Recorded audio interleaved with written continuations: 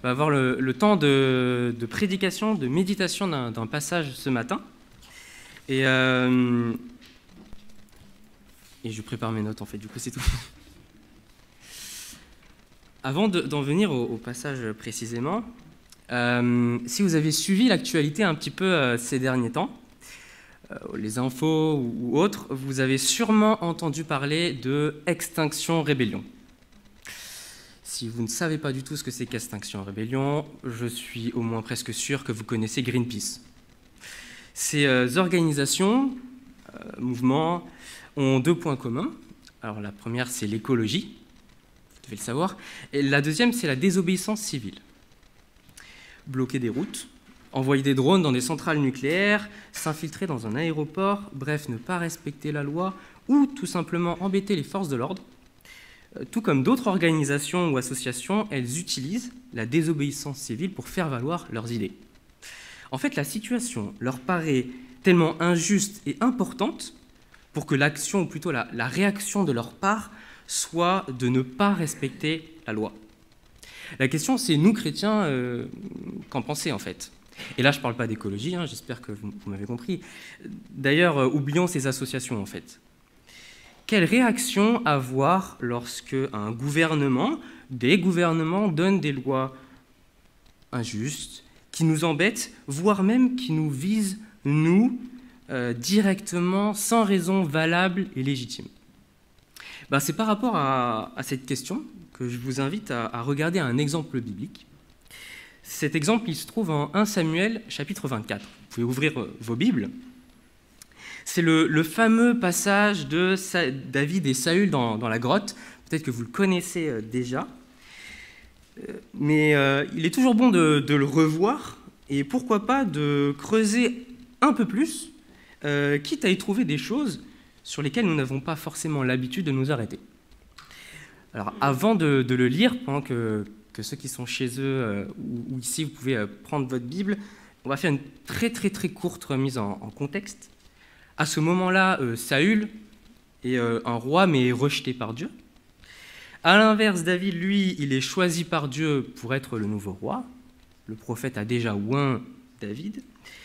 Mais Saül est jaloux, il cherche à tuer David.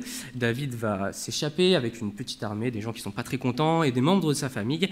Et en fait, Saül va poursuivre David. C'est dans ce contexte-là que nous lisons notre passage. De là, David monta vers les endroits escarpés d'En-Gedi où il s'installa. Lorsque Saül fut revenu de la poursuite des Philistins, on lui dit « David est dans le désert d'En-Gedi ». Saül prit 3000 hommes d'élite sur tout Israël et il alla chercher David et ses hommes jusque du côté des rochers des Bouquetins. Il arriva près des parcs à bétail qui étaient près du chemin. Il y avait là une grotte. Saül y entra pour satisfaire un besoin naturel.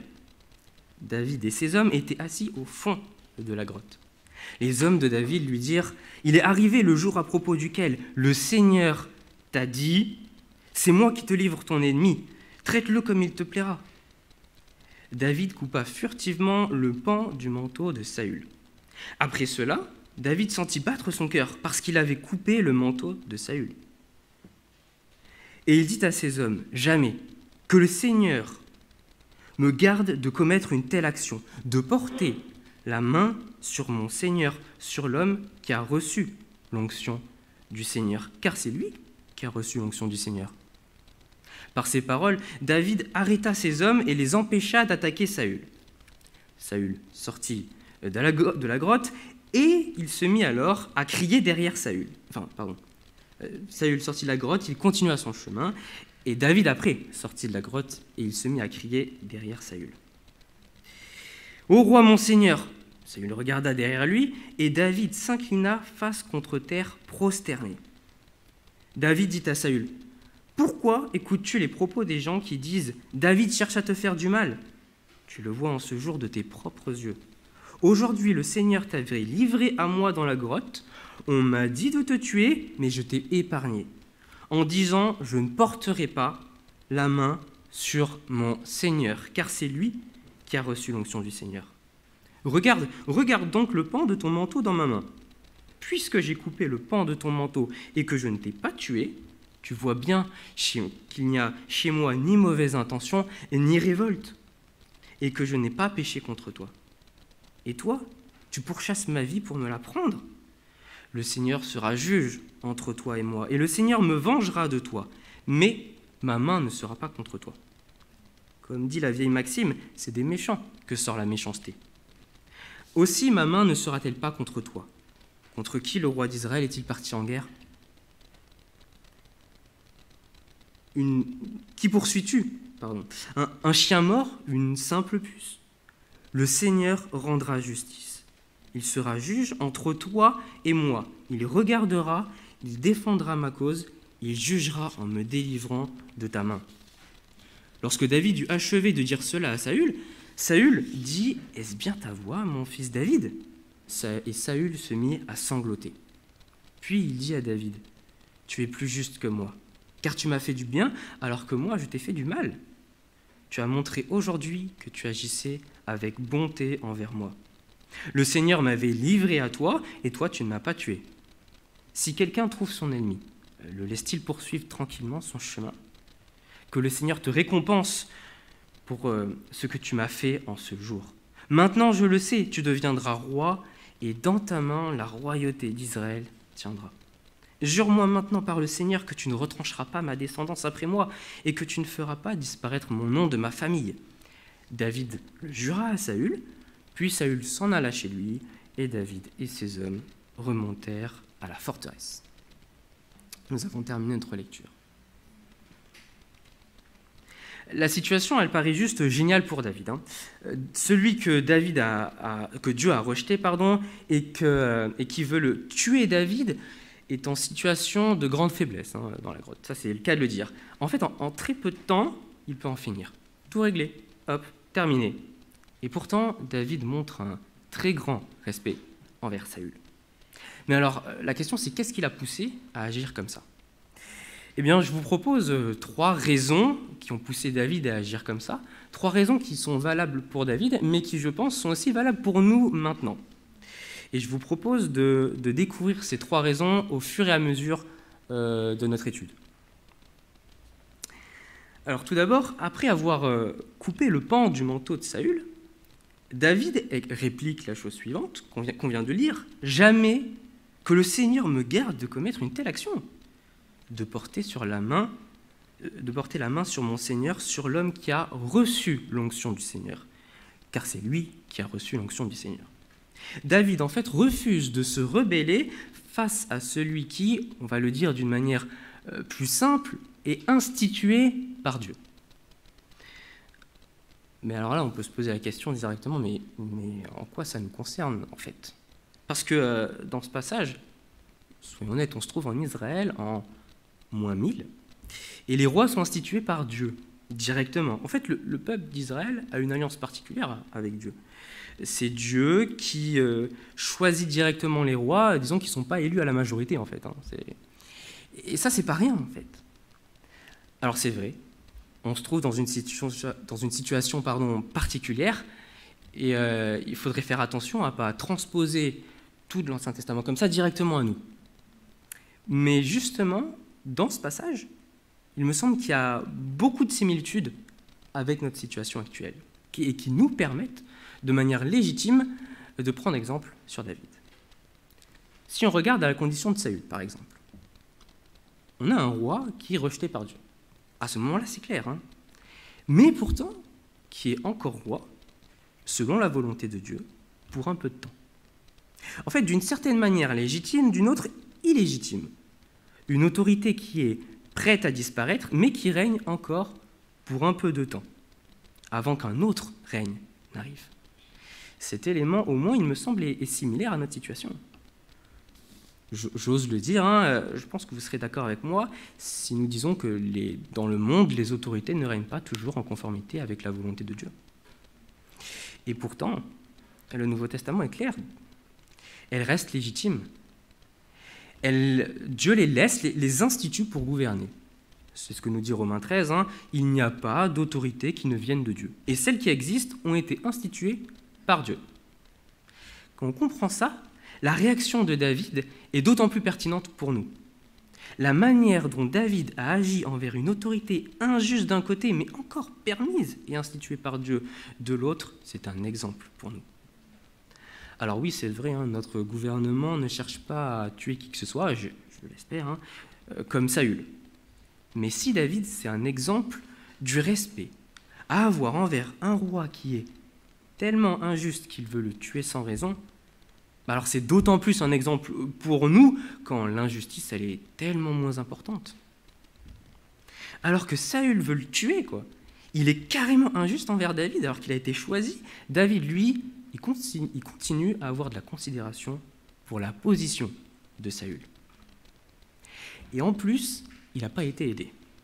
Ses amis lui conseillent de tuer Saül. Et ils utilisent la situation actuelle, dans laquelle il est, pour lui donner ce mauvais conseil. En gros, je vais paraphraser, les circonstances montrent que Dieu te l'a livré. Vas-y, tue-le, quoi. Alors oui, c'est vrai, quand on regarde au contexte, les compagnons de David, ce n'étaient pas des gens très recommandables. Alors c'est vrai qu'entouré de gens comme ça, un mauvais conseil, on peut se dire que ça arrive vite. Mais il faut être honnête, dans la situation dans laquelle il est, ça pourrait aller dans leur sens, en fait. David va régner, c'est Dieu qui le dit, Saül veut le tuer, alors que Dieu le rejette.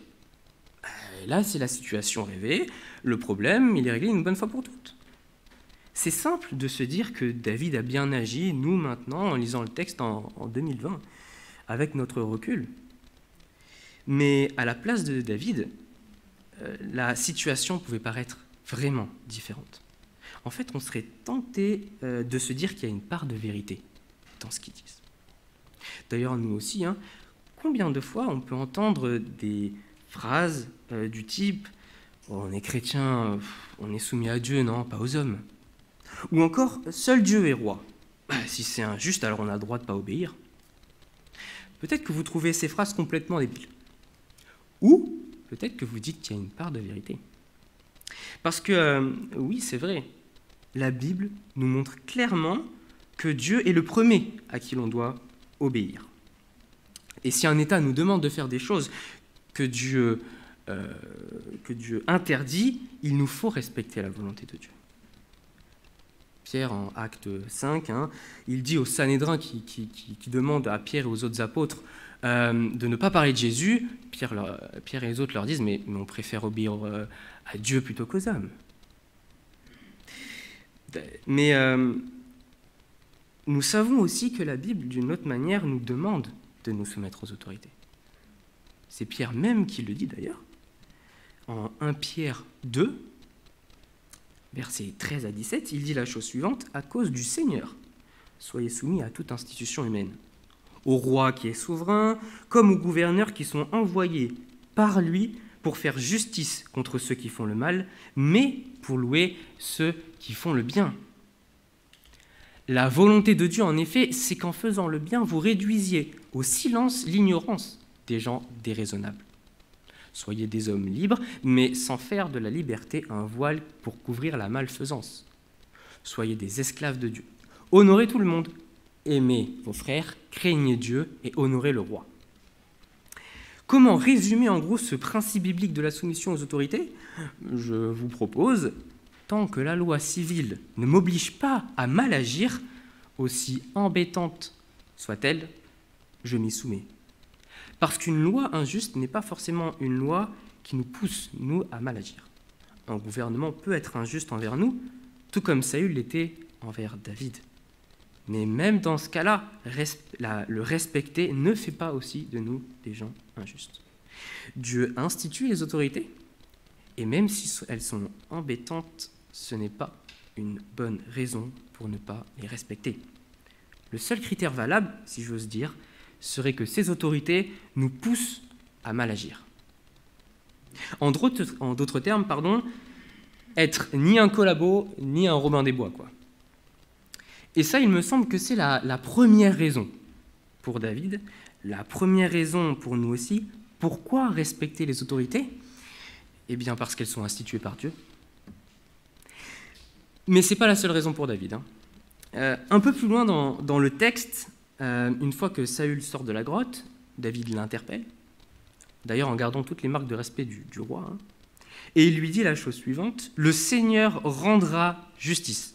Il sera juge entre toi et moi, il regardera, il défendra ma cause, il jugera en me délivrant de ta main. » La situation est carrément injuste envers David, et pourtant, il ne cherche pas à se faire justice lui-même.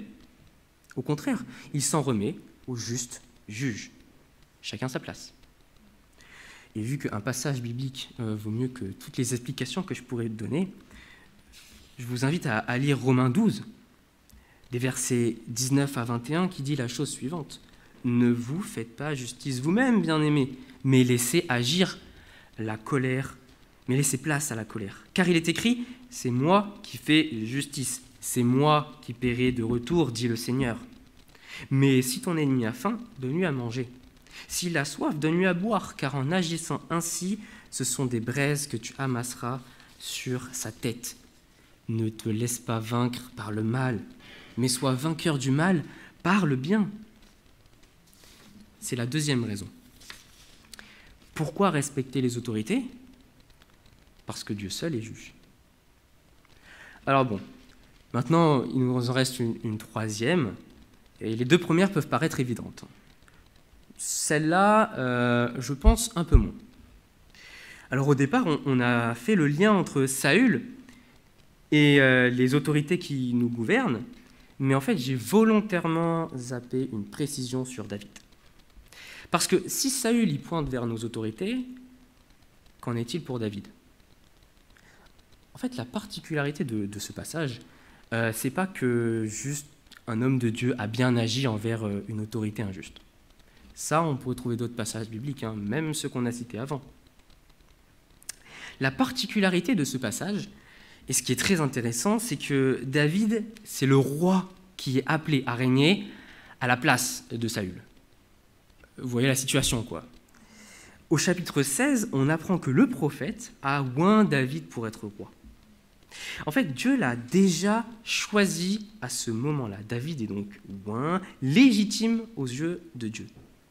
Pourtant, c'est plus tard qu'il est appelé à être définitivement, on va dire, intronisé, de manière plus officielle, après la mort de Saül. En gros, il est déjà roi, mais pas encore. Il est déjà choisi par Dieu, mais il ne règne pas officiellement aux yeux de tous. Est-ce que ça vous rappelle personne? Là, normalement, vous êtes censé vous dire Jésus-Christ. Parce que c'est vrai, Christ est déjà roi, hein, c'est clair. Et pourtant, d'une autre manière, nous attendons que son règne vienne définitivement. Mais on a commencé à faire le parallèle avec Saül qui représente nos autorités, et David qui est un exemple pour nous dans sa manière d'agir. Et je pense qu'on peut garder cette approche du texte, même si David ressemble en fait surtout à Christ. Parce que, en fait, si Christ règne, l'Écriture, la Bible, nous dit aussi que nous sommes appelés à régner avec lui. Nous héritons avec Christ. Alors attention, l'idée, c'est pas de donner de l'importance à l'homme à coup de slogans du type vous allez régner avec puissance, ou vous êtes des petits Christ, ou vous êtes des petits dieux. Pas du tout, loin de là. Christ règne et lui seul. Mais nous à sa suite. Alors là, je suis presque sûr que vous vous demandez du coup, qu'est-ce que ça veut dire régner dans notre cas, quoi? Parce qu'on n'est pas Jésus. C'est vrai que pour comprendre l'enseignement de notre passage, on serait tenté du coup de se demander, qu'est-ce que ça veut dire pour nous régner avec Christ, pour pouvoir avoir une application par la suite. Et honnêtement, j'ai pas la réponse ce matin. Désolé, hein. Mais pas de panique du tout, parce qu'on n'en a pas vraiment besoin en fait. Même si on ne comprend pas vraiment ce que ça veut dire, ça n'empêche pas que ça puisse quand même avoir des implications dans notre vie chrétienne. En fait, on a d'autres exemples dans la Bible où une doctrine biblique reste compliquée à expliquer, à comprendre, et pourtant qui a des implications très concrètes dans la vie chrétienne. On a un exemple que je vais vous donner.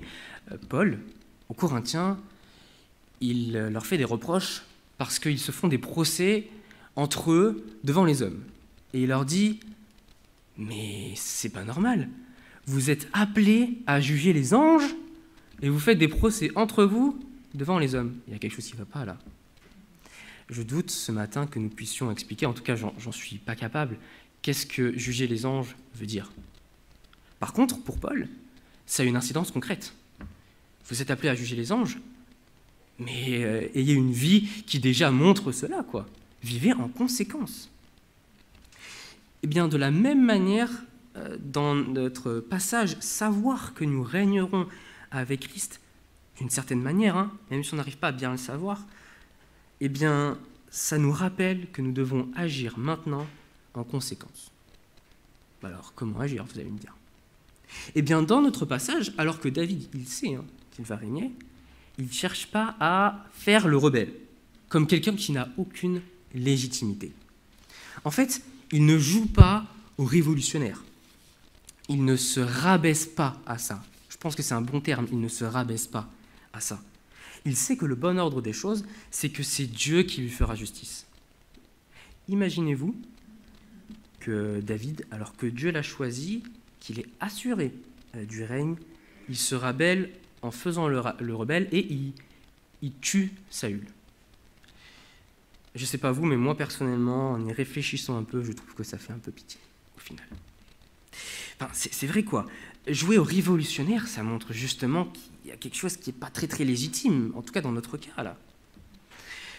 Si j'ose dire, dans révolutionnaire, il y a le mot révolte, quoi. Et en général, quand on se révolte, c'est que la légitimité, elle peut être remise en question.